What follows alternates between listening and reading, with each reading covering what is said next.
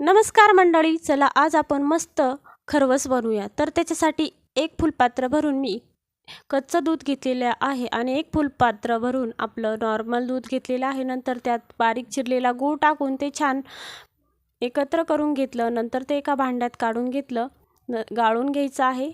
नंतर त्यात वेलची पूड टाकून घेतलेली आहे। इथं इडलीचं भांडं गरम करण्यासाठी ठेवलं होतं, त्यात हे दुधाचं भांडं ठेवून घ्यायचं आहे आणि 10-15 मिनटं याला छान वाफवून घ्यायचं आहे।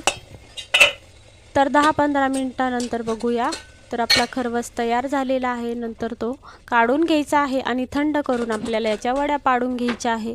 तर बघा, मस्त आपला खरवस थंड झालेला आहे। आता आपण याच्या वड्या पाडून घेऊया।